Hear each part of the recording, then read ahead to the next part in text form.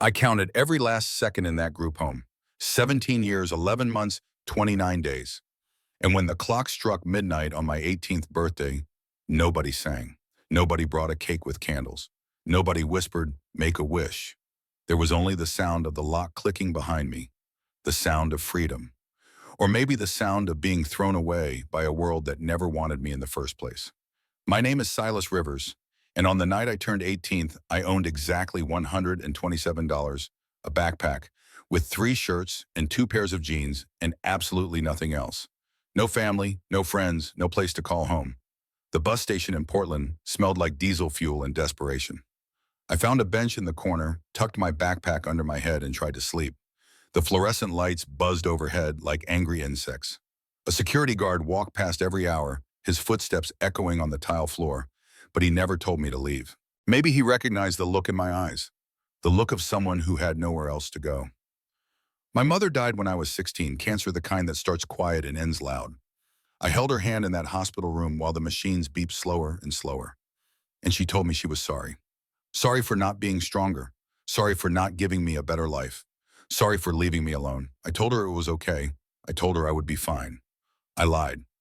My father left when I was 6 years old. I remember the morning he walked out.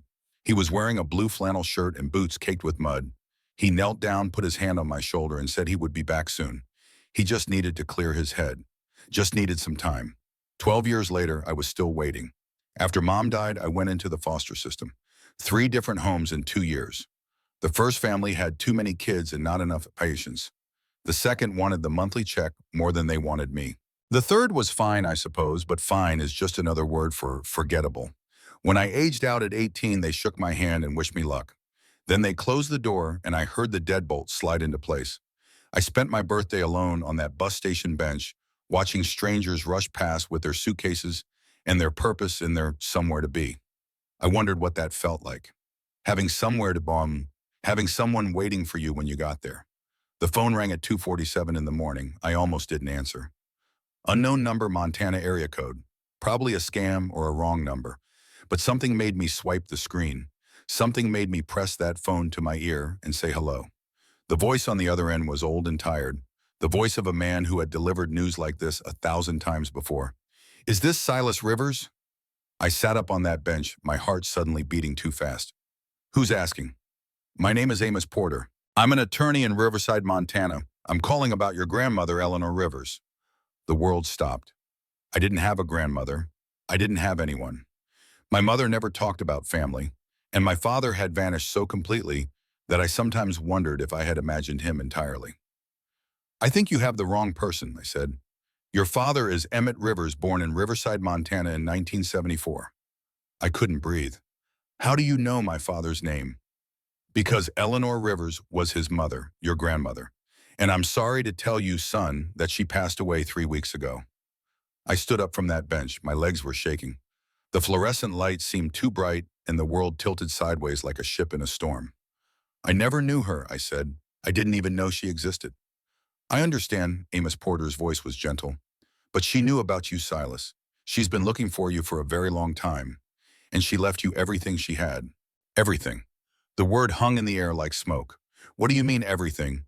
"Her farm, 270 acres in the Madison Valley. The house, the barn, the equipment. All of it. She wanted you to have it." I sank back down onto that bench. A grandmother I never knew. A farm I had never seen. An inheritance I had done nothing to deserve. "Why?" I whispered. "Why would she leave anything to me?" Amos Porter was quiet for a long moment. Then he said something I will never forget. "Because family is family, son. Even when we've never met them. Even when the years and the miles keep us apart. Eleanor always believed that, and she never forgot about you. Not for a single day." The Greyhound bus left Portland at 6 in the morning. I had just enough money for a one-way ticket to Bozeman, Montana, with a little left over for gas station sandwiches and bad coffee. The driver was a heavy-set woman with kind eyes who told me to get some sleep. "You look like you need it," she said. I pressed my forehead against the window and watched Oregon disappear behind me. The landscape changed as we crossed into Idaho. The cities gave way to forests, and the forests gave way to mountains, and the mountains gave way to valleys so wide and open that I felt like I could see forever. The sky was bigger here, bluer. It stretched from horizon to horizon without a single building to interrupt it. I had never seen anything like it. By the time we reached Montana, something inside me had shifted. I couldn't name it exactly. It wasn't hope, because I had learned long ago that hope was just disappointment waiting to happen. But it was something close to hope. Something that whispered maybe this is real. Maybe this is where I'm supposed to be. Amos Porter met me at the Bozeman bus station. He was in his mid-70s with white hair and a face like crumpled paper, but his handshake was firm and his eyes were sharp. "You look like him," Amos said. "Your father. Same jaw, same eyes." I didn't know what to say to that. I had spent 12 years trying to forget my father's face. "The farm is about 2 hours from here," Amos continued. "I'll drive you out, give you a chance to see what you're inheriting." We climbed into his pickup truck, a Ford that had seen better decades, and headed south on a 2-lane highway that cut through the valley like a ribbon. Amos told me about Riverside as we drove. Population 900 and something. One main street, one diner, one feed store, one church. "It's the kind of place where everybody knows everybody," he said. "Your grandmother was a fixture here, lived on that farm her whole life, raised horses, won championships. People respected her." "What happened to her?" I asked. Amos's hands tightened on the steering wheel. "Heart. It had been failing for a while. She knew she didn't have much time left. That's why she was so determined to find you. She spent years looking, hired investigators, wrote letters. But your mother moved around a lot after the divorce, changed her name, made herself hard to find." I stared out the window at the mountains in the distance. "Why would my mother do that?" Amos was quiet for a moment. "That's not my story to tell, son, but there's a lot you don't know about your family. A lot that might be hard to hear. Your grandmother left some things behind. Letters, a journal. I think she wanted you to understand." Understand what I wondered. Why my father left, why my grandmother never came for me, why I spent my whole life believing I was alone in the world when apparently I wasn't. The questions piled up inside me like stones. Riverside was exactly what Amos had described. One main street lined with brick buildings that looked like they had been standing since the 1800s. A diner called May's with a neon sign that buzzed and flickered. A feed store with bags of grain stacked on the porch. A white church with a steeple that pointed toward heaven like a finger. We turned off the main road and onto a dirt track that wound through fields of golden grass. The late afternoon sun painted everything in shades of amber and honey. In the distance, I could see mountains capped with snow, even though it was early September. And then I saw the farm. The house sat in the center of the property like a ship on a sea of grass. It had been white once, but the paint was peeling now, curling away from the wood in long strips. The porch sagged on one side and several windows had been boarded over. The roof was missing shingles and patches, and the chimney leaned at an angle that made my stomach nervous. But even in its decay, there was something beautiful about it. Something stubborn. Like it had been standing there for 100 years and would stand for 100 more, no matter what the world threw at it. Behind the house was a barn, red paint faded to rust in places, with doors that hung slightly crooked on their hinges. And beyond the barn paddocks stretched toward the tree line, their fences weathered but still upright. "It needs work," Amos said, stating the obvious. "Eleanor got too sick to keep up with maintenance this past year. But the structure is solid. The foundation is strong. It just needs someone willing to put in the time." I stepped out of the truck and stood there staring at this place that was somehow mine. 270 acres. More land than I could comprehend. More space than I had ever been allowed to occupy. The wind blew across the fields and carried with it the smell of grass and earth and something else. Something alive. Something waiting. "There's one more thing," Amos said, and his voice had changed, gotten heavier. "Your grandmother had a horse. His name is Midnight. He's still here." A horse, Amos nodded. Eleanor raised him from a foal. He was her last one, her favorite. She made arrangements for a neighbor to care for him after she passed, but he trailed off looking toward the barn. 3 weeks is a long time, and Frank Morrison has his own troubles to deal with. Something cold settled in my chest. "What are you saying?" Amos met my eyes. "I'm saying you should go check on him tonight before it gets dark." I didn't go to the barn right away. I couldn't. The house pulled at me first, demanding to be seen. Amos gave me the keys and told me he would wait outside. Give me some privacy. The front door groaned when I pushed it open. Inside, the air was thick with dust and stillness. The floorboards creaked under my feet as I walked through the entry home and into the living room. It was like stepping back in time.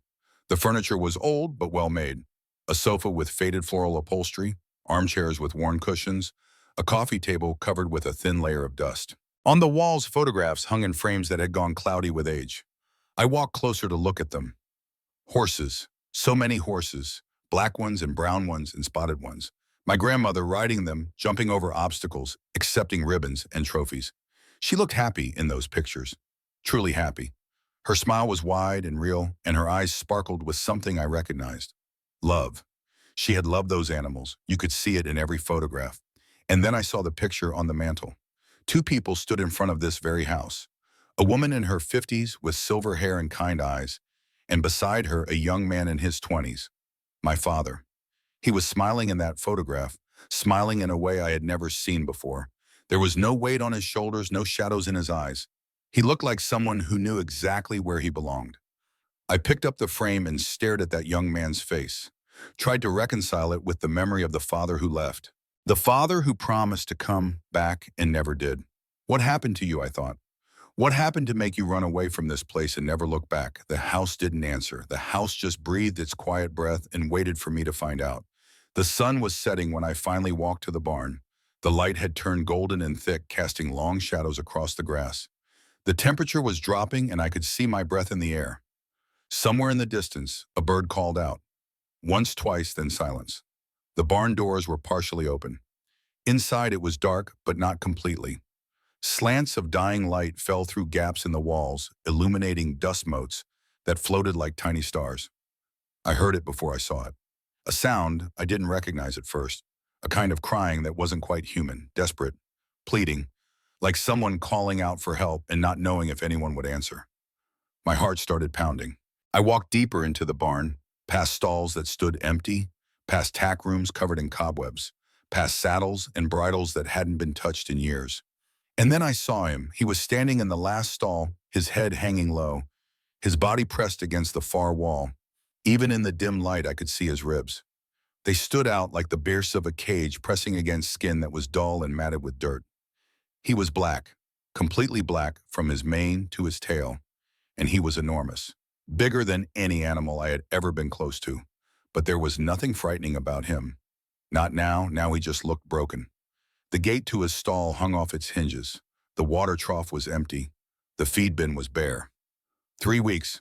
He had been alone in this barn for 3 weeks waiting for someone to come, waiting for his person to walk through those doors and tell him everything was going to be okay.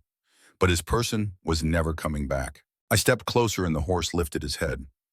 Our eyes met in the darkness. His eyes were bright. That was the first thing I noticed. Despite everything, despite the starvation and the neglect and the wounds I could see on his legs, his eyes were still bright, still intelligent, still full of something that looked impossibly like hope. "Hey there," I whispered. My voice was shaking. "Hey, buddy, it's okay. I'm here now."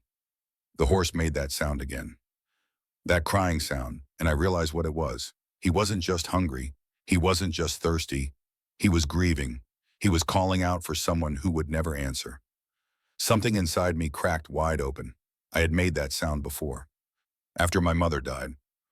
Alone in the hospital parking lot, pressing my fists against my eyes, trying to hold myself together while the world fell apart around me. This horse knew that sound. He knew that pain. And somehow, standing there in that broken down barn with the light fading and the cold creeping in, I understood that we were the same. Two creatures abandoned by the world. Two souls left behind to figure out how to survive. I didn't know anything about horses. I had never touched one in my life. But I knew what it felt like to be alone. And I knew that I couldn't walk away and leave him there. Not tonight, not ever. "I'm going to get you some food," I said, my voice steadier now. "I'm going to get you some water, and then I'm going to figure out how to help you. Okay, I promise. I'm going to figure this out." The horse watched me as I backed out of the stall. His gaze followed me all the way to the barn door. And just before I stepped outside, I could have sworn I saw something change in his expression. Something that looked like trust beginning to form. Amos helped me find the feed room. There were bags of grain stacked against the wall, some of them torn open by mice, but there was enough. Enough for tonight, at least. I filled a bucket and carried it back to Midnight's stall. My arms were shaking from the weight, or maybe from something else entirely. When I set the bucket down, the horse approached slowly, cautiously. He sniffed the grain, then looked at me, then looked at the grain again. "It's okay," I said. "Go ahead. Eat." He lowered his head and began to eat. The sound of his teeth grinding the grain was the most beautiful thing I had ever heard. I found a hose and filled the water trough. Midnight drank like he hadn't tasted water in days, which was probably true. The water ran down his chin and dripped onto the floor, and he didn't stop until the trough was half empty. Amos stood in the doorway watching. "Der Kinsley will be here first thing in the morning," he said. "She's the veterinarian in town.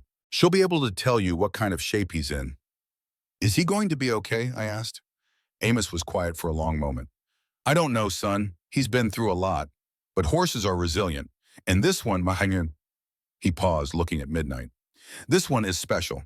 Your grandmother always said he was the best horse she ever raised. Heart of a champion, soul of a poet." That's how she described him. Heart of a champion, soul of a poet. I looked at Midnight, at his matted coat and his visible ribs and his wounded legs. I looked at his eyes, still holding that impossible spark of life. "I'm going to stay with him tonight," I said. "In the barn. I don't want him to be alone." Amos nodded like this was exactly what he expected. "There are blankets in the tack room. Gets cold out here after dark." I found the blankets dusty but serviceable and made a kind of nest in the stall next to Midnight's. The horse watched me the whole time, his ears flicking forward and back, tracking my every movement. Amos said goodnight and drove away in his old Ford. The sound of the engine faded into the distance, and then there was only silence. Silence and the soft breathing of a horse who had finally stopped crying. I didn't sleep much that night. Every time I started to drift off, I would hear Midnight shift his weight or snort or make some small sound, and I would jerk awake suddenly, terrified that something had happened. But nothing happened. The night passed slowly and the stars wheeled overhead, and eventually the darkness began to fade. Dawn in Montana was unlike anything I had ever experienced.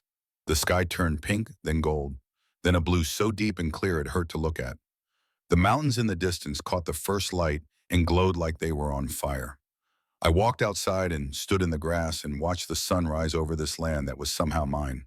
270 acres stretching in every direction. Fields and hills and trees and sky.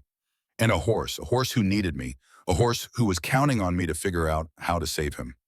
I didn't know how. I didn't know the first thing about horses or farms or any of this. But standing there in the golden light of that first morning, I made a decision. I was not going to run away. Not like my father. Not like everyone else who had ever given up on me. I was going to stay. I was going to fight. And I was going to give this horse the same thing I had been searching for my whole life. A home. Frank Morrison arrived at the farm just after sunrise. He drove an old pickup truck that rattled and coughed like it was sick. And when he stepped out, I could see the guilt written all over his face. He was in his mid-60s with weathered skin and hands that looked like they had spent decades working the land. His eyes were kind but tired, and the lines on his forehead told stories of worry and hard times. "You must be Silas," he said, extending his hand. "I'm Frank. I own the ranch next door. I was supposed to be looking after Midnight, but—" He trailed off, shaking his head. "My own place has been falling apart. Fenced down cattle, getting loose. I did what I could, but it wasn't enough. I'm sorry, son. I'm truly sorry." I wanted to be angry. Part of me was angry. This man had promised to care for Midnight, and Midnight had almost starved to death. But looking at Frank's face, seeing the regret in his eyes, I couldn't summon the rage I wanted to feel. "He's alive," I said. "That's what matters now." Frank nodded slowly. "Eleanor was a good woman, a good friend. She talked about you, you know, the grandson she'd never met. She showed me your picture once. Said she'd find you one day no matter what it took." The words hit me like a punch. She'd shown people my picture. She'd talked about me. She'd been looking. "Why couldn't she find me?" I asked. Frank's expression grew somber.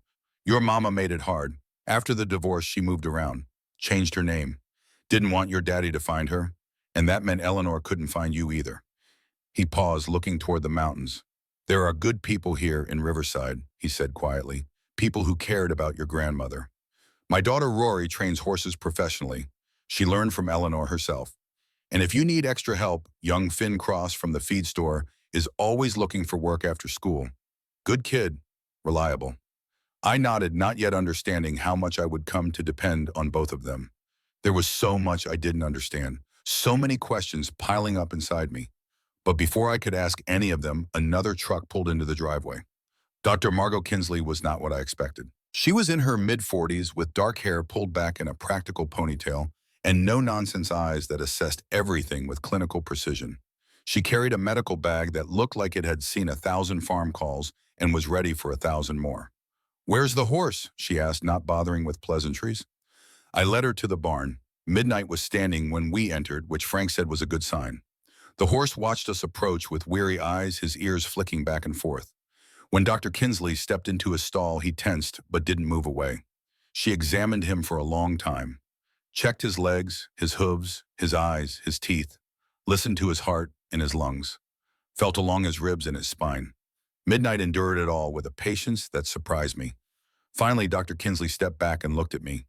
"He's been neglected," she said bluntly. "Malnourished, dehydrated. The wounds on his legs are infected, but not severely.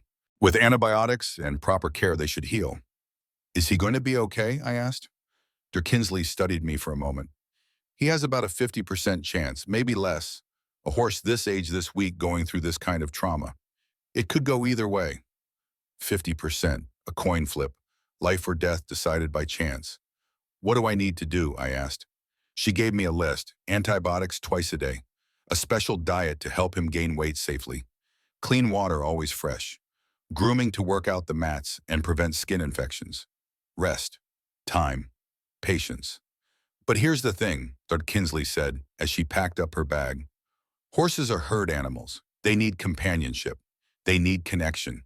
You can give him all the medicine in the world, but if he doesn't have a reason to keep going—" She shrugged. "Some horses just give up." I looked at Midnight. He was watching me with that steady gaze. "I'll give him a reason," I said. The first week was the hardest week of my life. I woke up every morning at 5, stumbling out to the barn in the cold Montana darkness, my breath forming clouds in the air. I checked Midnight's water, made sure it hadn't frozen overnight. I mixed his grain with the supplements Dr. Kinsley had prescribed, measuring everything exactly the way she told me. Then I stayed. For hours. Sometimes just sitting in the stall next to his, talking to him about everything and nothing. About my mother and the way she used to sing off-key when she cooked breakfast. About the foster homes and the feeling of being invisible. About the bus station and the phone call and the long drive into a future I couldn't imagine. Midnight listened. I swear he did.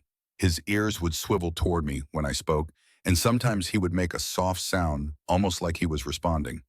Frank came by every day to teach me things. How to properly clean a stall, how to check a horse's hooves for stones or cracks, how to recognize the signs of colic, which could be fatal if not caught early, how to move around a horse without spooking him. "Horses are prey animals," Frank explained. "They're always watching for danger. You have to move slow, move calm, let them know you're not a threat." I learned to announce myself when I entered the barn, to keep my voice low and steady, to never approach Midnight from his blind spot. Slowly, painfully slowly, the horse began to heal. His wounds closed. His coat started to regain some of its shine. He put on weight, not much but enough that his ribs weren't quite so prominent. But he wouldn't let me touch him. Every time I reached out my hand, Midnight would flinch away. Not violently, not dangerously, but with a clear message. "No, not yet, not ready." Frank said not to push it. "He's been through trauma," he explained. "Lost the only person he ever trusted. It's going to take time for him to open up again." Time, everything took time. And time was the one thing I had too much of. In the second week, I started exploring the house. During the day when Midnight was resting and there was nothing more I could do for him, I wandered through the rooms of the old farmhouse trying to piece together the life my grandmother had lived. The photographs were everywhere. Eleanor riding horses, Eleanor receiving trophies, Eleanor standing with people I didn't recognize. All of them smiling. All of them part of a world I had never known existed. But it was the photograph on the mantel that drew me back again and again. My father as a young man standing beside his mother looking happy in a way I had never seen. "What happened to you, Dad? What made you leave this place and never come back?" The answer I would discover was hidden under the floorboards. I found it by accident. I was walking through my grandmother's bedroom and one of the boards shifted under my foot, making a hollow sound. I knelt down and pried it up, expecting to find nothing but dust and spiderwebs. Instead, I found a tin box. Inside the box were letters. Dozens of them, maybe hundreds. All addressed to the same person, to my beloved grandson, Silas. My hands were shaking as I picked up the first one. The paper was old, yellowed with age, and the handwriting was neat and careful. The kind of handwriting they don't teach anymore. My dearest Silas, it began. Today is your 7th birthday. I baked a cake, even though you're not here to eat it. Chocolate because I heard somewhere that chocolate is every child's favorite. Midnight was born this year. I named him after the time you were born. Midnight when the shadows are longest. I like to think of you two growing up together even though you've never met. I couldn't breathe. I picked up another letter. And another, and another, every birthday, every Christmas, every Easter. Every random Tuesday when she was thinking about me and wanted me to know. She had written to me for years, decade after decade, hundreds of letters filled with love and hope and desperate longing, and every single one had been returned. Address unknown, returned to sender. Recipient does not exist at this location. The stamps and markings were all there. Evidence of a postal service that could not deliver what my grandmother so desperately wanted to send. Evidence of a mother who had moved too many times, changed her name too many times, hidden too well. From a husband who never came looking. Eleanor had tried to find me. She had never stopped trying. I sat on the floor of that bedroom with letters scattered around me like fallen leaves, and I cried harder than I had cried since my mother died. All those years of thinking I was alone. All those years of believing nobody wanted me. And there had been someone out there, writing to me, praying for me, loving me from across the miles. She had loved me. My grandmother had loved me, and I never knew. The journal was at the bottom of the box beneath all the letters. It was a simple thing bound in worn leather, the pages filled with my grandmother's careful handwriting. I opened it at random and began to read. April 15th. Emmett came home drunk again last night. This is the 3rd time this week. I tried to talk to him, but he just looked through me like I wasn't there. I'm losing my son, and I don't know how to save him. My father, she was writing about my father. I flipped forward, searching for something that would explain. June 3rd, the worst night of my life. Emmett took the truck out even though I begged him not to. He'd been drinking all day. I heard the crash from the kitchen. By the time I got to the barn, Starlight was already gone. My beautiful Starlight, the best horse I ever raised, Midnight's mother. Gone because my son couldn't face his demons without a bottle in his hand. I kept reading, my heart pounding. June 4th. Emmett is gone. He packed a bag and left before sunrise. Wouldn't look at me. Wouldn't speak. Just said he couldn't stay here anymore. Couldn't face what he'd done. I begged him to stay. I told him we could work through this together. But he was already somewhere else. Somewhere I couldn't reach. The truth unfolded before me like a wound opening. My father had caused an accident. He had killed my grandmother's horse. A horse named Starlight, who was Midnight's mother.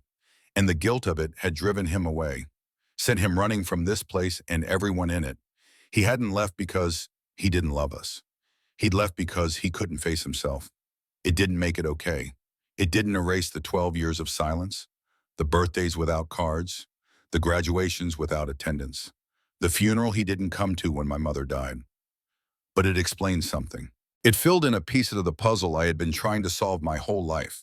My father wasn't a monster. He was just a broken man who never learned how to put himself back together. 6 weeks after I arrived, everything changed. I was sitting in the paddock, my back against the fence, reading aloud from my grandmother's journal. I had started doing this in the 3rd week after Frank mentioned that Eleanor used to read to midnight every evening. Poetry mostly, sometimes the newspaper. She said it soothed him. So I read to him too, not poetry but the journal entries, the ones about him, about his mother, about the championships they'd won together and the bond they'd shared. Midnight would stand a few feet away while I read, his ears pricked forward listening. He never came closer. But he never walked away either. That afternoon, I was reading about a competition from 5 years ago, the Western Pleasure Championship at the State Fair. Eleanor and Midnight had won first place, and the judge had told her it was the most beautiful performance she'd ever seen. "You won," I read aloud. "It says here you were absolutely perfect. The judge told Grandma you were the best trained horse she'd seen in 20 years. I looked up from the journal. Midnight was standing closer than he'd ever been before, maybe 6 feet away instead of his usual 10. His head was lowered and his gaze was fixed on me with an intensity that made my breath catch. And then he took a step, and another, and another. He walked right up to me, so close I could feel the warmth of his breath on my face. For a long moment, we just looked at each other, human and horse, two creatures who had lost everything and somehow found each other. Then Midnight lowered his massive head and pressed his forehead against my shoulder. The weight of him, the warmth, The trust. I didn't move, didn't breathe. Tears streamed down my face, but I didn't wipe them away. He was choosing me. After all the loss, all the grief, all the weeks of patient waiting, this horse was finally choosing to trust me. I've got you. You, I whispered slowly, raising my hand to stroke his neck. I've got you, buddy. I promise I'm not going anywhere. We stayed like that for a long time, long enough for the sun to shift across the sky, long enough for my legs to fall asleep, long enough for something to settle between us, something unspoken and unbreakable. Frank found us like that, still pressed together, still holding on. Well, I'll be, he said softly. Eleanor always said midnight only does that with people he trusts completely. She said it took her 3 years to earn that. He looked at me, and there were tears in his eyes too. That horse is yours now, Silas. Completely and totally yours. But not everyone wanted me to succeed. Graham Whitmore showed up on a Tuesday afternoon driving a truck so new and expensive, it looked like it had never seen a dirt road. He was in his early 60s with silver hair slicked back and a smile that didn't reach his eyes. You must be the grandson, he said, stepping out of his truck and surveying the property like he already owned it. I'm Graham Whitmore. I own the ranch on the other side of the valley. Biggest operation in the county. I didn't like him. Something about the way he stood, the way he looked at the land, the way his smile stayed frozen on his face no matter what he was saying. What can I do for you? I asked. Graham's smile widened. It's more about what I can do for you. This place. He gestured at the peeling paint, the sagging porch, the fences that needed mending. It's a lot for someone your age. Someone with no experience, no resources, no support. I'm managing, I said. Are you? Graham tilted his head. Because from what I hear, you've got tax bills coming due. $8,500 if my information is correct. That's a lot of money for a kid fresh out of foster care. How did he know about the taxes? How did he know about foster care? I'll figure it out, I said. Graham nodded like he expected that answer. I'm sure you will, but just in case you don't, I wanted to make you an offer. $200,000 for the whole property. Cash. You could walk away today, start a new life somewhere else, go to college, buy a house, never have to worry about horse feed or tax bills again. $200,000. It was more money than I had ever imagined having. More than enough to change my life. But something didn't feel right. What's the property actually worth? I asked. Graham's smile flickered just for a moment. That's a complicated question. The land needs work. The house needs work. There are liabilities, uncertainties. What's it worth? I repeated. Graham studied me for a long moment. About $600,000, maybe more if the market's right. A third of its value. He was offering me a third of what the land was worth, betting that I was too young and too desperate to know the difference. I'm not selling, I said. Graham's smile disappeared entirely. Your grandmother was stubborn too. I offered to buy this place for 20 years, and she always turned me down. Said this land was her legacy, her family's birthright. He leaned closer and his voice dropped to something like a threat. But legacies don't pay tax bills, boy. And family birthrights don't mean much when the bank forecloses. Is that a threat? It's advice. Graham straightened up and walked back toward his truck. 90 days. That's how long you have before the taxes come due. If you can't pay, the county will auction the property. And when they do, I'll be there with a checkbook ready. He climbed into his truck and drove away, leaving a cloud of dust in his wake. 90 days, $8,500, and no idea how to get it. The community showed up before I even asked.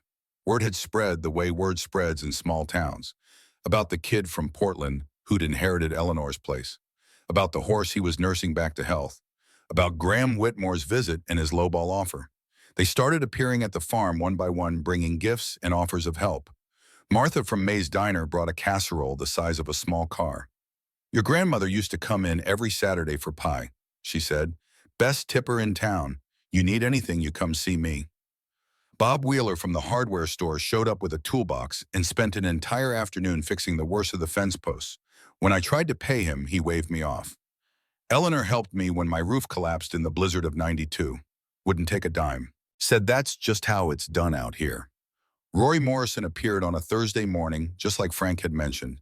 She was 35 years old with her father's kind eyes and a no-nonsense attitude that reminded me of Dr. Kinsley. She led a bay mare behind her truck. Dad says you're learning fast, she said, shaking my hand firmly.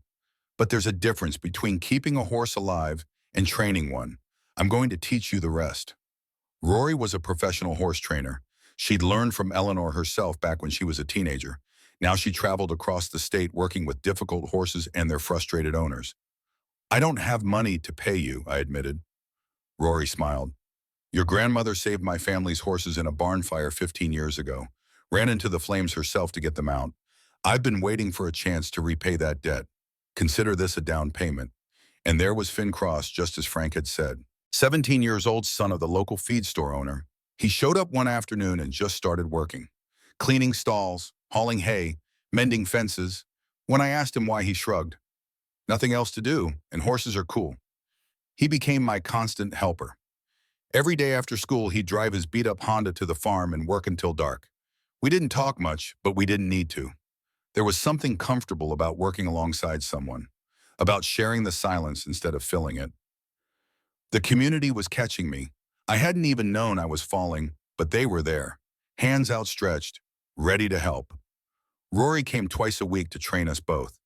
She taught me how to ride properly, how to communicate with Midnight through shifts in weight and pressure, how to move as one with him instead of fighting against him. Your grandmother spent years training this horse, Rory said one afternoon, watching us work through a pattern in the arena. He knows more than you do. Let him teach you. And he did. Midnight was patient with my mistakes, forgiving when I fumbled, generous with his knowledge. Every ride was a conversation, a back and forth between two creatures learning to understand each other. Horses are prey animals, Rory reminded me, constantly echoing what Frank had said. They're always watching for danger. You have to be calm, be consistent, be someone they can trust. I learned to read Midnight's body language. The flick of an ear meant he was listening. The tilt of his head meant he was curious. The tension in his muscles meant something had spooked him. I learned to respond before he panicked, to reassure with my voice and my hands and my presence. Slowly, painfully slowly, we became a team. By October, Midnight had gained back most of his weight. His coat was sleek and black, shining like polished obsidian in the autumn sun. The dullness had lifted from his expression, replaced by something that looked almost like contentment. When I approached the paddock fence each morning, he would nicker softly and walk to meet me, his breath warm against my palm. The trust between us had become something unshakable, something that didn't need words. But the deadline was coming, and I still didn't have the money. I took odd jobs around the neighboring farms, mending fences for the Johnsons, hauling hay for the Mitchells, cleaning stalls for anyone who would pay. Finn worked beside me on most of them, splitting the money 50-50, even though I told him he didn't have to. Your fight is my fight, he said simply. That's what friends do. Friends. The word hit me harder than it should have. I'd never had a friend before, not a real one. By mid-October, I had scraped together $3,000. It sat in a coffee can under my bed, every bill earned through sweat and aching muscles in 18-hour days. But it wasn't enough, not even close. Graham came back in late October with a new offer. Higher this time, $300,000. Think about it, he said. You could go to college, start fresh somewhere else. Stop fighting so hard. I looked at him, really looked at him. For the first time, I saw past the expensive clothes and the slick smile. I saw something else, loneliness. This man, for all his money and his land and his power, was alone. Just like I'd been, just like Midnight had been. But unlike us, he'd never learned how to stop being alone. This is my home, I said quietly. This is where I belong. I'm not leaving. Graham studied me for a long moment. Then he shook his head. 90 days, boy. Clock's ticking. But he didn't leave right away. He stood there looking at the farm, at the barn, at Midnight, grazing in the paddock. She really loved this place, he said quietly, almost to himself. And then he got in his truck and drove away. The storm came in late October on a night when the first real cold of the season settled over the valley. The wind howled like something alive, rattling the windows and tearing at the roof. Rain came down in sheets, turning the dirt roads into mud and flooding the paddocks. I had brought Midnight into the barn earlier, securing him in his stall while the storm raged outside. He seemed fine, calm even, watching the lightning flash through the gaps in the walls with curious eyes. But sometime around midnight, everything changed. I woke to the sound of thrashing, violent, desperate thrashing, followed by a sound that turned my blood to ice. A scream of pain that didn't sound like it could come from an animal. I ran to the barn in my pajamas, not even stopping for shoes. The mud sucked at my feet and the rain blinded me, but I kept running. Midnight was down, lying on his side in the stall, his legs kicking at the air, his eyes rolling with terror. His stomach was distended, swollen in a way that looked wrong, horribly wrong. Colic. Dart Kinsley had warned me about this. A twisted intestine, a blockage, something that could kill a horse in hours if not treated. I called her number with shaking hands. She answered on the second ring, her voice alert despite the hour. "He's down," I said, the words tumbling out in a panic. "He's thrashing. His stomach is bloated. I think it's colic." "I'm on my way," she said. 20 minutes. Keep him up if you can. Don't let him roll." 20 minutes. It might as well have been 20 years. I went into the stall not caring about the danger, not caring about the hooves that could break my bones with a single kick. I grabbed Midnight's halter and tried to pull him up. "Come on, boy. Come on. You have to stand. You have to fight." He looked at me, and I saw something I had never seen before. Fear. Real, genuine fear. The kind that comes when you feel death creeping closer. "I'm not going till they let you die," I said, tears streaming down my face, mixing with the rain. "You hear me? I'm not going to lose you. Not after everything. Not after we found each other." Midnight surged to his feet. I don't know how. I don't know where he found the strength. But he stood swaying, trembling, his breath coming in ragged gasps. I walked him around and around the barn, through the puddles that had formed on the floor, past the empty stalls, past the dusty tack room. Every time he tried to go down, I pulled him back up. Every time his legs buckled, I was there. "Stay with me," I kept saying. "Stay with me. Help is coming. Just stay with me." Dr. Kinsley arrived like an angel in a mud-splattered truck. She examined Midnight quickly, her face grim. "He needs surgery," she said. "Right now, there's a veterinary hospital in Bozeman, 2 hours away. Can he make it?" "I don't know." She looked at me with something like sympathy. "It's going to cost $12,000. Minimum. Do you have that kind of money? $12,000? I had maybe 300 in my pocket. The rest was still in the coffee can. 3,000 total, not even a quarter of what I needed. "I'll get it," I said. "Just save him. Please." We loaded Midnight into a trailer that Dr. Kinsley kept for emergencies. Frank appeared out of nowhere, somehow knowing, and he drove while I sat in the back with Midnight, keeping him calm, keeping him alive. Halfway to Bozeman, my phone rang. Graham Whitmore, of course. "I heard about your horse," he said, his voice smooth as oil. "Terrible luck. Colic's a killer. But I want you to know my offer still stands. I'll pay for the surgery right now, all 12,000, and in exchange you sign over the farm." I stared at the phone like it was a snake. "How did you know?" I demanded. "How do you know everything that happens here?" Graham laughed. "Small town boy, word travels fast. So what do you say? Your grandmother's legacy or your grandmother's horse? Which one matters more?" I hung up on him. My hands were shaking. Not from fear, from rage. How did he always know? How was he always one step ahead? But there was no time to think about that now. All that mattered was Midnight, getting him to the hospital, keeping him breathing. The veterinary hospital in Bozeman was a massive facility with gleaming equipment and doctors who moved with practiced efficiency. They took Midnight immediately, willing him into surgery while I waited in a room that smelled like antiseptic and fear. Frank sat beside me, his weathered hand on my shoulder. "He's strong," Frank said. "He'll make it." But I couldn't stop thinking about Graham's words. Your grandmother's legacy or your grandmother's horse? Why should I have to choose? Why was the world always forcing me to choose between the things I loved? I pulled out my phone. My hand was still shaking. I opened the camera app and hit record. I didn't plan what I was going to say. I just started talking. "My name is Silas Rivers. I'm 18 years old. 6 weeks ago, I inherited a farm in Montana from a grandmother I never met, and I found a horse named Midnight who was dying in a barn. I saved him, or I thought I did. But tonight he's in surgery, and it costs $12,000. Money I don't have." The words poured out of me, about Eleanor, about the letters, about Midnight and the trust we'd built, about Graham and the deadline and the impossible choice. "I'm asking for help," I said. "I've never asked for help before in my life, but I'm asking now. If you can spare anything, anything at all, it would mean the world to me. Because Midnight isn't just a horse. He's the first living thing that ever chose me, and I can't lose him." I posted the video on every platform I could think of. Then I put my phone away and waited, and waited, and waited. 6 hours later, when Midnight came out of surgery, I checked my phone. The video had been shared 1,000 times. and the donations had started coming in.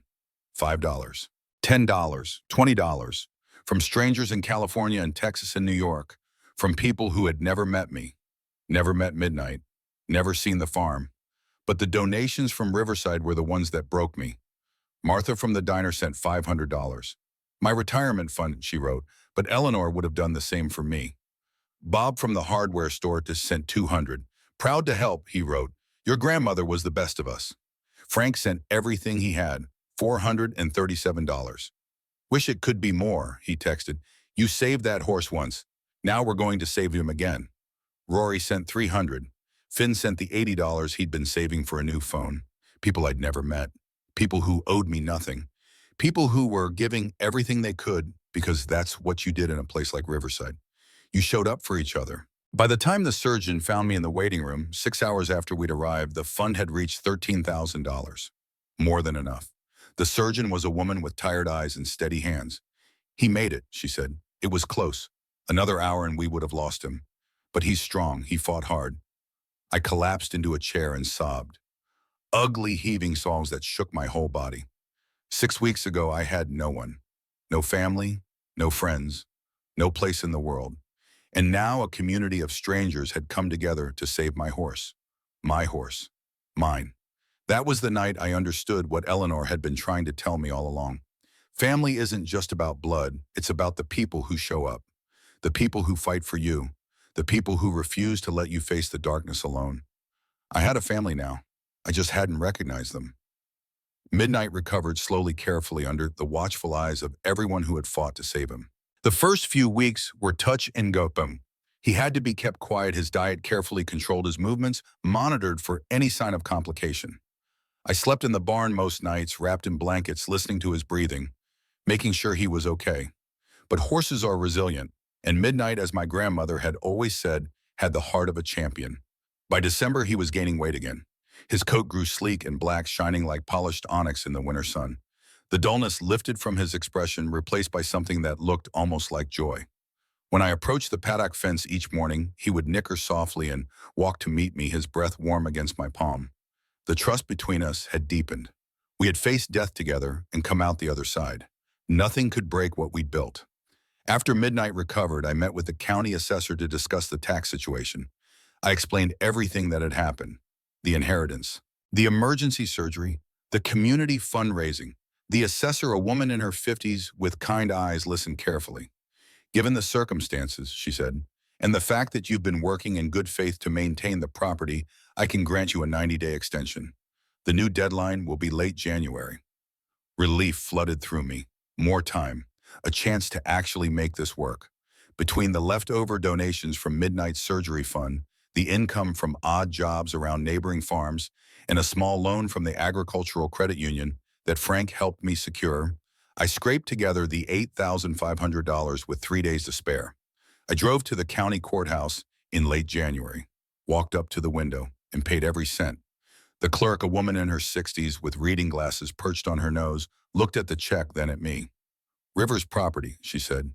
There was a gentleman in here a few weeks ago asking about this account. Wanted to know if there were any liens he could purchase. Graham Whitmore, of course. What did you tell him? I asked. She smiled, a small, satisfied smile. I told him the account was current and there was nothing available. He didn't seem pleased. I walked out of that courthouse feeling 10 feet tall. Graham showed up one more time about a month later, but this time something was different in his demeanor. He parked his truck and sat there for a long moment before getting out. You did it, he said simply. You actually did it. Yeah, I said. I did. Graham looked at the farm, at the repairs that had been made, at Midnight grazing peacefully in the paddock. Your grandmother would be proud, he said quietly. And then he left. No threats, no offers, just acceptance. I started accepting training clients in the spring. Word had spread about the kid who saved Eleanor's horse, about the community that had rallied around him, about the farm that was coming back to life. A woman from Bozeman brought me a mare who bucked off every rider. A rancher from near the Wyoming border sent me a young stallion who was aggressive and unpredictable. Each horse was a puzzle, a mystery to solve. I approached them the same way I had approached Midnight, with patience, with curiosity, with respect. And slowly, one by one, they opened up to me. Bryn Carter was my first real success story. She was 14 years old with red hair and freckles and a horse named Maverick, who had developed a dangerous bucking habit. Her parents wanted to sell him, but Bryn was determined to save him. "He's not mean," she told me, through tears when she dropped him off. "I know he's not. Something's scaring him and nobody will listen." I listened. I watched. I studied Maverick's body language, his reactions, his triggers, and after 2 weeks I figured it out. He only bucked when being mounted from the left side, and only when the person mounting was tall. Someone had hurt him. Someone tall mounting from the left had done something to traumatize him. The memory was stored in his body, triggered every time the pattern repeated. I spent 6 weeks rebuilding his trust, starting small, standing on his left, touching his side, putting weight in the stirrup, each step forward rewarding, each setback patience. Midnight watch from the neighboring paddock, and I swear he was helping, showing Maverick that humans could be kind, that not everyone was a threat. The day I finally sat on Maverick's back and he just stood there, calm and trusting, Bryn cried so hard she couldn't speak. "Thank you," she managed finally. "Thank you for believing in him." Her parents paid me $500, my first real income from the farm. But more than the money, it was the look in Bryn's eyes, the gratitude, the relief, the joy. This was what Eleanor had done. This was the legacy she'd left behind. Healing broken things, building trust, giving second chances. And now it was mine to carry forward. The letter from Catherine Walsh arrived in early April. It came in a thick envelope, the kind that suggests importance. Inside was a letter handwritten on elegant stationery and several photographs that took my breath away. "Dear Silas," the letter began. "My name is Catherine Walsh. Your grandmother was my best friend for 40 years. I've been following your story through the local grapevine, and I felt it was time you knew the truth. I sat down on the porch steps and kept reading. Eleanor searched for you for 12 years, Silas. Not casually, not occasionally, but with everything she had. She hired private investigators. She filed requests with the foster care system. She spent thousands of dollars trying to find the grandson she had never met. But your mother made herself impossible to find. After the divorce, she changed her name, moved to a new city every year or two, covered her tracks so completely that even professionals couldn't follow them. I don't blame her. She was running from Emmett, from the pain of that broken marriage. But in running from him, she also kept you hidden from Eleanor. And that nearly broke your grandmother's heart. When Eleanor finally found you, your mother was already sick, stage 4 cancer. Eleanor wanted to come, wanted to meet you, but she was afraid of disrupting your mother's final months. She thought there would be time afterward. She thought she could wait. And then your mother died and you disappeared into the foster care system. And Eleanor was 78 years old with a failing heart. I paused, my hands shaking. She tried to adopt you, Silas. Did you know that she fought for 2 years in the courts trying to bring you home? But the system said she was too old, too sick, too much of a risk. She spent the last years of her life writing you letters you would never receive and praying that somehow, someday you would find your way to the farm she loved. The will was her last hope, her final act of faith. She believed that family finds its way back to family. Blood remembers. She was right, wasn't she? You found her. You saved Midnight. You're carrying on her legacy. Eleanor would be so proud of you, Silas. I am too. With love, Catherine. I sat on that porch for a long time after I finished reading. The sun was setting, painting the sky in shades of pink and gold. Midnight stood at the paddock fence watching me like he always did. I had never been alone. Not really. There had always been someone searching for me, fighting for me, loving me from across the miles.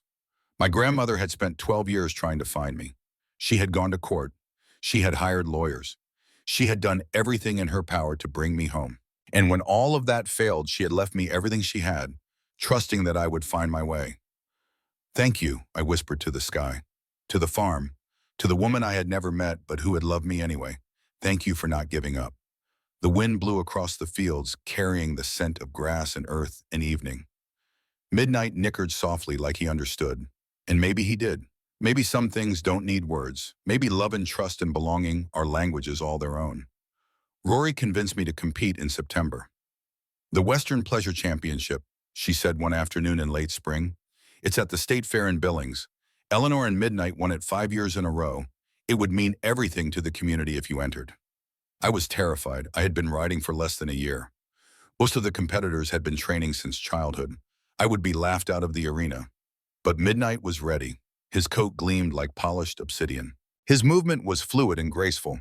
He knew every command, every pattern, every subtle cue. He's done this 100 times, Rory reminded me. He'll take care of you. Just trust him. Trust. That word again, the foundation of everything we'd built together. The spring and summer passed in a blur of training sessions. Rory worked with us 3 times a week, refining movements I didn't even know existed. The arch of Midnight's neck, the cadence of his gait, the way he held himself with a quiet dignity that commanded attention. You're not just riding a horse, Rory explained. You're dancing with him. Every shift in your weight, every breath you take, he feels it. You have to become one with him. I learned to sit deeper in the saddle, to relax my shoulders, to let Midnight feel my confidence instead of my fear. Horses know when you're nervous, Rory said. They can feel your heartbeat through your legs. If you're scared, he'll be scared. If you're calm, he'll be calm. It was the hardest thing I'd ever learned. Not the physical mechanics of riding, but the mental discipline of controlling my own emotions. Frank came by to watch, sometimes leaning against the fence with his arms crossed and a small smile on his weathered face. You look like her, he said one afternoon. The way you sit, the way you move with him. Eleanor would see herself in you. The comparison made my chest tight.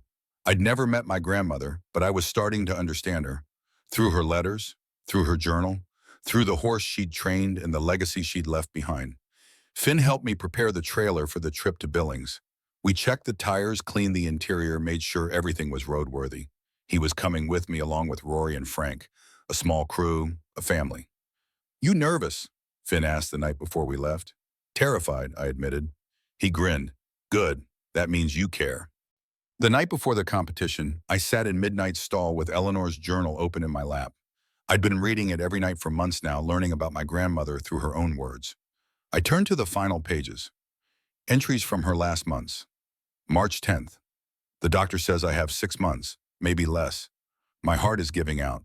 But I'm not afraid of dying. I'm only afraid of leaving Midnight alone. He's been my constant companion for 14 years, my greatest achievement, my truest friend. March 23rd.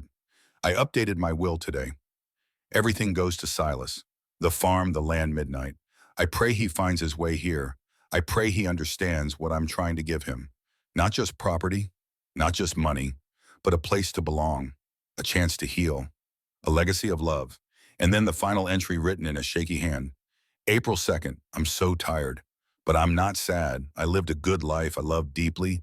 I raised beautiful horses and helped good people. And somewhere out there, my grandson is alive. Maybe he'll never know me. Maybe he'll never set foot on this land. But I leave him everything anyway, because that's what love does. It gives without guarantee. It hopes without proof. It believes in the impossible. To whoever finds this, love him, the horse and the boy both. They need each other more than they know. My vision blurred with tears. I closed the journal and pressed my hand against Midnight's neck. She knew, I whispered. She knew we'd need each other. Midnight turned his head and looked at me with those intelligent eyes, and I could have sworn he understood every word. The state fair in Billings was bigger than anything I had ever seen. Thousands of people, hundreds of horses, an arena so massive it made my stomach drop. The other competitors looked like they belonged on magazine covers. Perfect hair, perfect clothes, perfect horses that pranced and gleamed under the lights. I was a kid from Portland, in borrowed show clothes, riding a horse that had almost died twice in the past year. But when we entered the warm-up arena, something shifted. Midnight transformed. His stride became elevated, collected, absolutely perfect. He moved like he was dancing, responding to commands before I even gave them. Every muscle working in harmony, every step precise and controlled. I could feel the power beneath me, the years of training that Eleanor had poured into this animal, the championships they had won together, the bond that had survived her death and nearly his. You've got this, boy, I murmured. Show them what Eleanor taught you. Rory stood at the rail watching us with tears in her eyes. Just like her, she breathed. It's like watching Eleanor ride again. Other trainers stopped to watch, whispered to each other. I caught fragments of conversation. That's Eleanor Rivers' horse. I heard the kid just inherited the farm. Look at that movement. That's years of training. Our number was called, 73. We entered the main arena. The crowd was a blur of faces. The lights were blinding. The judges sat in a booth at one end, clipboards, ready, expressions neutral. But the moment Midnight's hooves touched that arena dirt, the fear vanished. This was where he belonged. This was what he was born to do. We moved through the pattern like water flowing downhill. Natural, effortless, the walk, the trot, the canter. Each transition smooth as silk. Midnight's ears stayed forward, his breathing stayed calm. He knew this routine better than I did. I just sat there trying not to interfere, feeling the magic of a perfectly trained horse doing what he loved. The walk was steady, rhythmic, his hooves striking the ground with metronomic precision. The trot was floating, suspended like he was barely touching the earth, and the canter was poetry, pure, undeniable poetry. Around us, other horses and riders performed their patterns. Some were good, some stumbled, some fought against their riders, tossing their heads, breaking gait. But Midnight never faltered. He was in his element. This was what Eleanor had trained him for. This was his purpose. When we completed the final circle and came to a halt in the center of the arena, I felt Midnight's sides expand with a deep, satisfied breath. "Good boy," I whispered, stroking his neck. "You were perfect." The wait for the results felt like an eternity. The judges conferred, making notes, comparing scores. Other riders clustered at the gate, whispering nervously to each other. Finally, the announcer's voice crackled through the speakers. "Ladies and gentlemen, we have our results for the Western Pleasure Championship." My heart hammered in my chest. 5th place went to a beautiful paint mare. 4th place to a gray gelding with an impeccable trot. And in 3rd place, number 73, Midnight, ridden by Silas Rivers. 3rd place. A yellow ribbon was pressed into my shaking hand. 3rd place in my first competition. On a horse I had found starving in a barn less than a year ago. I leaned forward and wrapped my arms around Midnight's neck. "You did that," I whispered. "All you. You're amazing." As we exited the arena, Frank was waiting at the gate. Tears streamed down his weathered face. "Eleanor would be so proud," he said, his voice breaking. "So damn proud." Rory hugged me so hard I could barely breathe. Finn punched my shoulder and grinned like a fool. And I realized something. I hadn't won for me. I had won for Eleanor. For the grandmother who had never stopped believing.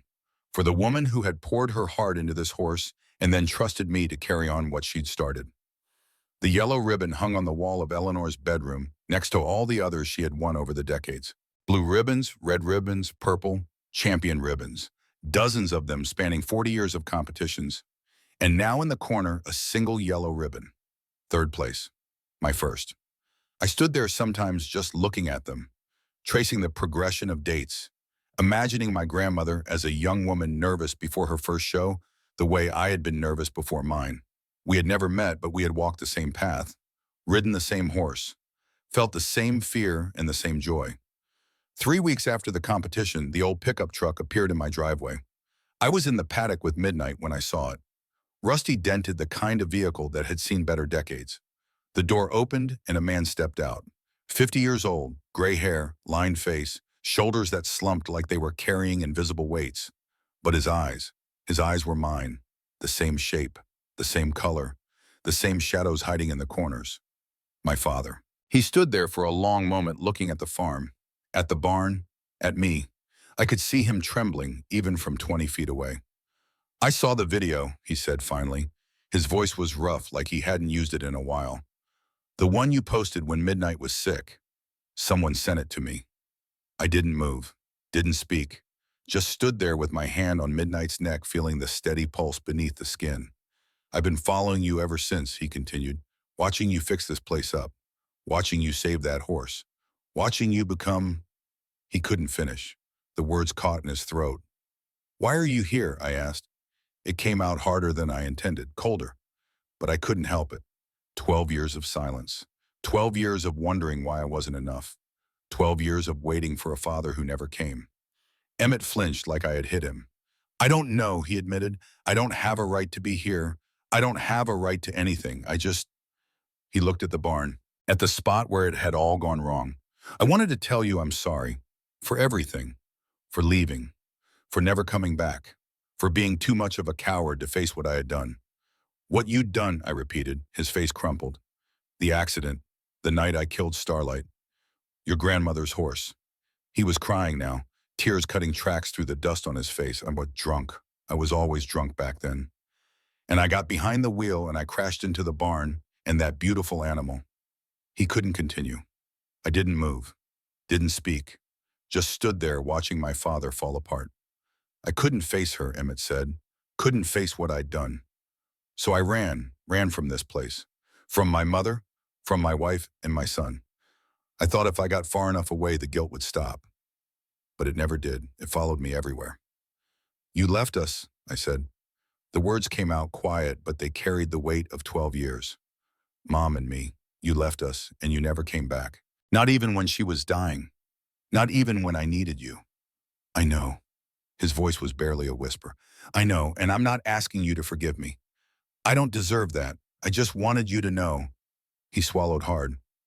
I'm proud of you, Silas. Your mother would be proud of you too. You're everything I wasn't.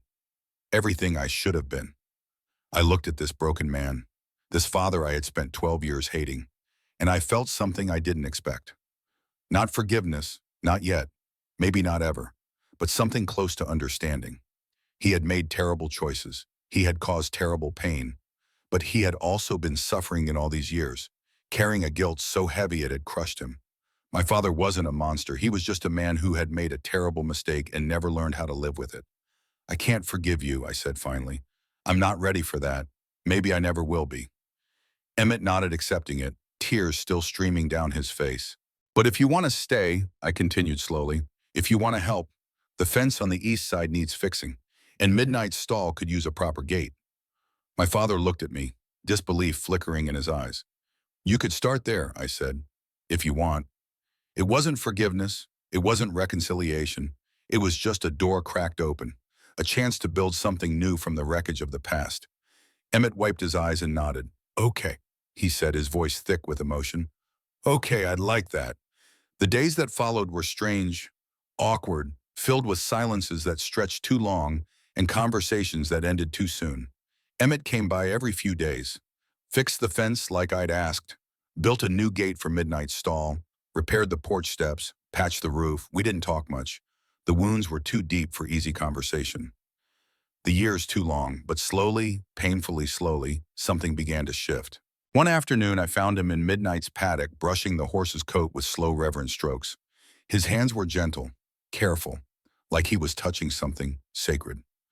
Your mother loved this animal, he said quietly when he noticed me watching, more than almost anything in the world. I know, I said. She would be happy. Emmett continued, his voice catching. Knowing he's with you, knowing you're taking care of him. I didn't answer, just stood there watching my father tend to the horse his mother had raised, the horse that had survived everything. We stood in silence for a while, not comfortable silence, but not unbearable either, just silence. I'm sorry I wasn't there, Emmett said suddenly, when your mom was sick, when she died. I heard about it 6 months after the funeral. By then, he shook his head. By then I was so far gone I didn't even know how to come back. The anger I'd carried for so long flickered, just for a moment. Why didn't you try? I asked. Why didn't you at least try? Emmett stopped brushing. His shoulders sagged. Because I was afraid, he said simply. Afraid you'd look at me the same way I looked at myself. Like I was worthless. Like I was nothing. I thought it was better to stay away than to let you see what I'd become. That wasn't your choice to make, I said. I know. He turned to face me. I know. And I'm sorry. I'm so goddamn sorry, Silas. We stood there in the paddock, father and son, with 12 years of silence between us. I don't know if I can ever forgive you, I said, but I'm willing to try. If you are. Emmett's face crumpled again. But this time there was something else in his expression. Hope. I'd like that, he whispered. I'd like that very much. Graham Whitmore came back one last time in late September. But this time something was different. He drove up slowly, parked his expensive truck, and sat there for a long moment before getting out. When he finally approached, his usual confidence was gone. He looked smaller somehow. Older. I owe you an explanation, he said without preamble. I leaned against the fence, waiting. Graham stared out at the fields, at the mountains in the distance, at the land he'd been trying to buy for 20 years. Your grandmother and I knew each other a long time ago, he began. Before she married, before I built my empire. I asked her to marry me when we were both 25. I stayed silent, letting him talk. She said no, not because she didn't care about me, but because she didn't love me, not the way I loved her. He laughed bitterly. She was honest about it. Said she couldn't marry someone she didn't love no matter how much sense it made on paper. So you spent 40 years trying to take her land, I said. No. Graham shook his head. I spent 40 years trying to hold on to the only piece of her I could have. If I couldn't have Eleanor, maybe I could have the land she loved, the place that mattered to her. It was foolish, obsessive. I know that now. He turned to look at me. When you showed up, I saw it as my last chance. A kid with no experience, no money, no support. I thought you'd fail. I thought you'd have to sell. And finally, I'd have something of hers. But I didn't fail, I said. No. A small smile crossed his face. You didn't. You did exactly what Eleanor would have done. You fought. You served. You built something worth keeping. Graham pulled an envelope from his jacket and handed it to me. What's this? The deed to my water rights on the North 40. It connects to your property. You'll need it if you're going to expand operations. Consider it, he paused. Consider it an apology and a goodbye. I opened the envelope. Legal documents signed and notarized. I don't understand. I'm selling my ranch, Graham said. Moving to Arizona. My daughter lives there. I've been a fool for 40 years chasing a ghost. It's time I let go. He extended his hand. Eleanor chose well. You're a good steward for this land, better than I ever would have been. I shook his hand, and for the first time I saw him as something other than an enemy, just a lonely man who had loved someone who didn't love him back. Thank you, I said. Graham nodded, then he got in his truck and drove away. I never saw him again.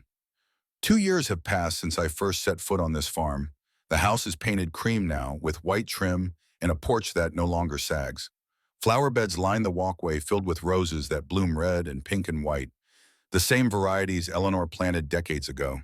The barn is sturdy, its doors hanging straight, its stalls clean and full. 5 horses live here now, training horses and rescues and boarders. Each one a testament to what patience and love can accomplish. Midnight stands in the paddock that overlooks the valley. His coat is sleek and black, his eyes clear and content. He's 16 years old now, and he moves with the grace of a champion and the wisdom of a soul that has seen too much and survived it all. When I approach the fence each morning, he nickers softly and walks to meet me, his breath warm against my palm. I visit Eleanor's grave every Sunday. It's on the hill behind the farmhouse under an old oak tree that has been standing since before she was born. The headstone is simple. Eleanor Rivers, beloved mother, grandmother, and friend. She never stopped believing. I bring flowers. I tell her about the horses, about the training sessions, about the ribbons we've won and the challenges we've overcome. I tell her about the community that has become my family, about Frank and Rory and Finn and all the others who showed up when I needed them most. And I tell her about Emmett. He comes by every week now. We're not close exactly. The wounds are too deep for that, the years too long, but we're building something fragile and new. One careful conversation at a time. Last month I watched him brush Midnight's coat while I cleaned the stall. His hands were gentle, reverent, touching the horse like he was making amends with the past. She would have wanted him with you, he said quietly, not looking up. Not just the horse, all of this, the farm, the legacy. I know, I said. She would be happy. Emmett's voice caught. Knowing you are taking care of what she loved most. I paused in my work. She would be happy knowing you came back too. Emmett looked at me, a surprise in his eyes. Not all the way back, I clarified. Not yet, but you're trying, that matters. He nodded slowly. I don't deserve another chance. Maybe not, I said, but I'm giving you one anyway, because that's what Eleanor would have done. The sunset tonight is extraordinary. I'm sitting on the porch watching the sky turn orange and pink and purple above the mountains. Midnight stands at the fence, his head lifted toward the light, his mane blowing in the evening breeze. Finn's beat-up Honda pulls into the driveway. He's brought pizza from May's. We eat on the porch, not saying much, just existing in the comfortable silence of people who understand each other. Rory stops by with a new client, a nervous mare who needs confidence. Thought you might want to take a look, she says. Frank follows in his truck, bringing grain for the week. Saw you were running low, he explains. One by one they come. The people who saved me when I didn't even know I needed saving. And I realized something. This is home. Not the house or the land or the horses, though I love those too. But these people, this community, this belonging. I think about the boy I used to be, alone in that bus station, counting seconds on a birthday no one remembered, believing that freedom was just another word for being thrown away. I was wrong about freedom. It's not about having no one. It's about choosing who gets to stay. Midnight walks over to the fence and looks at me with those eyes that have seen so much. Eyes that watched Eleanor grow old. Eyes that waited in the darkness for someone to come. Eyes that chose to trust me when I had done nothing to earn it. I stand up and walk to him. He lowers his head and I rest my hand on his neck, feeling the steady pulse beneath his coat. "We made it," I whisper. "Both of us, we made it home." The wind blows across the valley, carrying the scent of grass and earth and evening. The stars are beginning to appear one by one in a sky so vast it takes my breath away. Emmett's truck pulls up just as the last light fades. He gets out slowly, hesitantly, like he's not sure he's welcome. But I wave him over. He climbs the porch steps and stands there uncertain. "Sit," I say, gesturing to the chair beside me. He sits. We don't talk. We just watch the night settle over the land. Father and son. Two broken people learning how to heal. It's not perfect. It's not a fairy tale ending. But it's real. It's honest. It's enough. The door behind us opens and Finn sticks his head out. "You guys want coffee? I'm making a pot." "Sure." Yeah, Emmett adds quietly. "That'd be nice." Finn disappears back inside and I hear him laughing at something Rory said. Hear Frank's gruff voice joining in. "My family. Not the one I was born into, though Emmett is trying to become part of that story again, but the one I found, the one I chose, the one that chose me back." I think about Eleanor writing letters I would never receive, searching for a grandson she would never meet, leaving everything to a boy she had only loved from a distance. She believed that family finds its way back to family. She believed that blood remembers. She believed in the impossible. And she was right. I found my way here, to this farm, to this horse, to these people, to this life. I found my way home, and I am never leaving. The coffee is strong and hot, and we drink it on the porch while the stars multiply overhead. We talk about small things, the new fence we need to build, the training session scheduled for tomorrow, the state fair next year. We don't talk about the past, not tonight. Tonight is about the present, about being here, together, about the quiet miracle of second chances and new beginnings. Midnight stands silhouetted against the night sky, a dark shape against darker darkness, watching over us the way he's always watched. Patient, loyal, faithful. I raise my coffee cup toward him in a silent toast. To the horse who chose me. To the grandmother who never stopped believing. To the community that caught me when I fell. To the father who's learning how to come home. And to the boy I was alone in a bus station who couldn't have imagined any of this. Who couldn't have known that family was waiting. That home was calling. That love was possible. Even when it seemed impossible. Especially then. The night deepens. The conversation flows. The coffee grows cold. And I sit there on that porch surrounded by the people I've chosen and who've chosen me. And I finally understand what Eleanor was trying to tell me all along. Home isn't a place you're born. It's a place you find. It's a place you build. It's a place you fight for. And once you find it, once you build it, once you fight for it, you hold on, you never let go, you stay. Because that's what home means. Not perfection, not ease, not the absence of pain, but the presence of people who love you through the pain, who stand with you in the darkness, who believe in you when you can't believe in yourself. That's home. That's family. That's everything. And I have it now. Finally, after 18 years of searching, I'm home.